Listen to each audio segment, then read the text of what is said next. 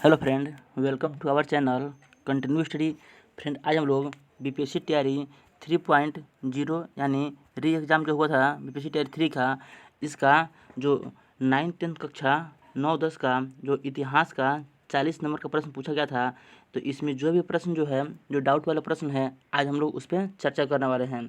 और यूट्यूब पर इस प्रश्न का उत्तर क्या बताया जा रहा है और इस प्रश्न का उत्तर किस सोर्स से खोजा जा सकता है, कहाँ इस प्रश्न का उत्तर मिल सकता है और क्या किस प्रश्न का उत्तर हो सकता है, इस पर हम लोग चर्चा करने वाले हैं। वीडियो शुरू करने से पहले आपसे छोटा सा रिक्वेस्ट है कि अभी तक आपने हमारे चैनल को सब्सक्राइब नहीं किया है तो ऐसे ही महत्वपूर्ण वीडियो पाने के लिए हमारे चैनल को जरूर सब्सक्राइब करें। तो चलिए देखते हैं पहला प्रश्न। पहला प्रश्न दिया हुआ है, किस चोल शासक को समकालीन लेखों में चोल नारायण कहा गया है। तो यूट्यूब पर इस प्रश्न का जो उत्तर है विभिन्न प्रकार से बताया जा रहा है। किसी किसी के द्वारा राजाधिराज प्रथम बताया जा रहा है, तो कहीं राजाराज प्रथम और कहीं राजेंद्र प्रथम बताया जा रहा है। जबकि हमने इस प्रश्न का उत्तर ढूंढने का प्रयास किया तो हमको इस प्रश्न का उत्तर कहीं भी नहीं मिला। हमने एस चंद्रा का जो बुक आता है सतीश चंद्रा का मध्यकालीन भारत का इतिहास, उसमें भी खोजा, लेकिन इस प्रश्न का उत्तर कहीं नहीं मिला है। तो यह जो प्रश्न है इसका उत्तर जब बीपीएससी द्वारा आंसर की दिया जाएगा तभी इस प्रश्न का उत्तर पता हो सकता है। अगर आपको इस प्रश्न का उत्तर पता हो और किस सोर्स में आपने इस प्रश्न का उत्तर देखा है तो उसको आप ज़रूर कमेंट कीजिए, हम वहाँ से इस प्रश्न का उत्तर ढूंढने का प्रयास करेंगे। तो चलिए अगला प्रश्न देखते हैं। अगला प्रश्न दिया हुआ है, दिल्ली सल्तनत के इतिहास में किस अवधि को चालीसा का शासन माना गया है। देखिए, 40 तुर्क सुल्तानों का जो चालीसा का शासन है वह इल्तुतमिश द्वारा शुरू किया गया था, लेकिन यहाँ पर बोल रहा है कि इसका कार्यकाल क्या है, यानी इसका काल क्या है, समय अवधि क्या है। तो देखिए, इल्तुतमिश ने इसको शुरू किया था और इसको समाप्त किसने किया था, बलबन ने इसको समाप्त किया था। तब विभिन्न प्रकार के यूट्यूब चैनल द्वारा इसका उत्तर विभिन्न प्रकार से बताया जा रहा है। तो बलबन ने इसको समाप्त किया था। तो बलबन का कार्यकाल कब शुरू हुआ था, बलबन का कार्यकाल शुरू हुआ था 1266 से लेकर 1286 या 87 तक बलबन का कार्यकाल शुरू हुआ था। तो जब बलबन ने इसको समाप्त किया था तो बलबन कब आया था, 1266 में आया था। तो हो सकता है कि 66 में क्या किया हो, इसने इसको समाप्त किया हो। तो इस आधार पर हमको जहाँ तक लगता है कि इसका जो कार्यकाल होगा वह 1236 से 1266 के बीच होने की संभावना है।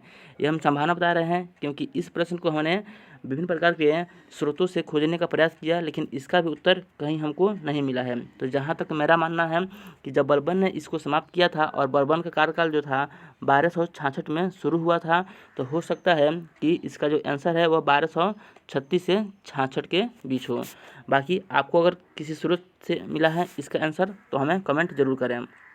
अगला प्रश्न है, बलबन ने अपने सहधर्मी को आज्ञाकारी बनाने हेतु सिक्कों पर क्या खुदवाया। तो देखिए, जो भी आमिर से संबंधित है यहाँ पे, तो यह जो है यह मोहम्मद बिन तुगलक से संबंधित है। तो जहाँ तक मेरा मानना है, जो वहाँ तक इसका जो आंसर है वह नाइब ए मुमनीन होना चाहिए मेरे अनुसार। लेकिन इस प्रश्न का उत्तर भी हमने खोजने का प्रयास किया, इसका भी उत्तर कहीं भी नहीं मिल रहा है और विभिन्न स्रोतों द्वारा इसका उत्तर यूट्यूब चैनल द्वारा विभिन्न विभिन्न प्रकार से बताया जा रहा है। तो यह भी जब बीपीएससी द्वारा आंसर किया जाएगा तो ही पता चलेगा। लेकिन जहाँ तक हमको लगता है जो भी आमिर संबंधित पद थे, जैसे दीवान है आमिर को ही या आमिर करके जो भी थे, ये सारे जो पद थे वह जो थे वह मोहम्मद बिन तुगलक से संबंधित थे। तो नाइब ए मुमनीन हमको जहाँ तक लगता है वहीं इसका आंसर होना चाहिए।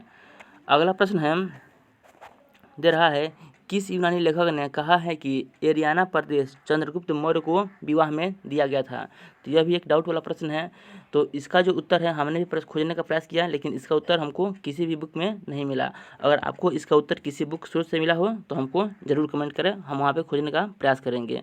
ठीक है, तो अगला प्रश्न देखेंगे। अगला प्रश्न एक और प्रश्न दिया हुआ है, अशोक को बौद्ध धर्म में दीक्षित कराने का श्रेय किसे जाता है। देखिए, विभिन्न स्रोतों के अनुसार जैसे दीप महावंश, दीपवंश और अन्य जो स्रोत है इनके अनुसार निगरोध भी हो जा रहा है आंसर, मौलिपुत्तिस भी हो जा रहा है और उपगुप्त भी हो जा रहा है। तो जहाँ तक हमको लगता है कि इसका जो उत्तर है वो आयोग एक से अधिक मानेगा। अब आयोग क्या इसका उत्तर मानता है, अब फाइनल आंसर किया जाएगा तभी पता चलेगा। लेकिन अगर आपको पता हो तो बुक का स्रोत और कहाँ से आपने उसका आंसर देखा है कमेंट जरूर करें। जहाँ तक मेरे अनुसार है इसका उत्तर एक से अधिक होना चाहिए। अगला प्रश्न कह रहा है, मौर्य काल में किसने नागार्जुन की पहाड़ी पर कुछ गुहा विहारों का निर्माण कराया था। देखिए, तो जो नागार्जुन की पहाड़ी है इस पे दशरथ ने गुहा विहार का निर्माण कराया था। लेकिन कहीं कहीं स्रोत से मिलता है कि बराबर की पहाड़ी और नागार्जुन की पहाड़ी दोनों पे अशोक ने गुहा विहारों का निर्माण कराया था। तो नागार्जुन पे तो कन्फर्म है आपका दशरथ तो होगा ही होगा, लेकिन किसी अन्य स्रोत में मिलता है कि अशोक जो था वह बराबर के साथ साथ नागार्जुन की पहाड़ी पर भी गुहा विहार का निर्माण कराया था। तो जहाँ तक हमको लगता है वह यहाँ तक इसका जो आंसर है वह ये तो कन्फर्म है कि दशरथ तो होगा ही होगा। अगर अशोक भी मानता है तो इसका उत्तर 1 से अधिक हो जाएगा, नहीं तो दशरथ इसका आंसर कन्फर्म है। तो इसका आंसर देखिए अब आयोग क्या मानता है। अगला प्रश्न चलेंगे, दे रहा है चीनी लेखों के अनुसार किस वर्ष हर्ष ने मगध राज की उपाधि धारण किया था। तो देखिए हर्षवर्धन जो था वो 1606 ईस्वी में सम्राट बना था। तो यही आंसर बताकर बहुत सारे यूट्यूबर बोल रहे हैं कि इसका आंसर होगा उपरोक्त में से कोई नहीं, लेकिन इसका प्रमाणिक स्रोत अभी तक कहीं नहीं मिला है कि चीनी लेखक के अनुसार यहाँ पूछ रहा है। ये भी ध्यान देना है कि चीनी लेखक के अनुसार हर्षवर्धन ने मगध राज की उपाधि कब धारण किया था। तो अगर आपको किसी स्रोत से इसका आंसर पता हो तो कमेंट जरूर करें। इसका आंसर हमको पता नहीं है। अगला प्रश्न कह रहा है ह्वेन-सांग के अनुसार हर्ष ने बिहार के किस स्थान पर एक पीतल का विहार का निर्माण करवाया था। तो इसका आंसर हम विभिन्न स्रोत से खोजने का पता किए हैं, इसका भी आंसर नहीं मिला है और यह भी जो प्रश्न है वो डाउट वाला प्रश्न है।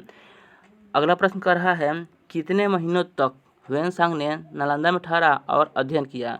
तो हमको एक स्रोत में पढ़ने से, एक बुक जो है उसमें पढ़ने से पता चला है कि हर्षवर्धन जो था, ह्वेन-सांग जो था वह 6 वर्षों तक नालंदा विश्वविद्यालय में अध्ययन किया था। तो 6 वर्ष हमको पढ़ने में मिला है। तो जो इसका उत्तर है वह हो सकता है उपरोक्त में से कोई नहीं, या जो हम बुक जिस बुक से पढ़े हैं वो कोई ऑथेंटिकल उतना प्रसिद्ध बुक नहीं है, लोकल ही बुक है। लेकिन देखिए अब इसका उत्तर जो बीपीएससी आयोग है वह क्या देता है। ठीक है, तो यह भी जो प्रश्न है वह डाउट वाला ही प्रश्न यह भी है। तो हमने आपको कुल कुछ प्रश्नों को बताया कि इसमें आपको अगर किसी भी प्रश्न का उत्तर आता हो तो आप हमको कमेंट कीजिए कि आपने किस प्रश्न का उत्तर किस बुक में और कितने नंबर पेज पे देखा है, तो हम उसको खोजने का जरूर प्रयास करेंगे। ठीक है, तो चलिए मिलते हैं अगले वीडियो में, तब तक के लिए आप सभी को जय हिंद।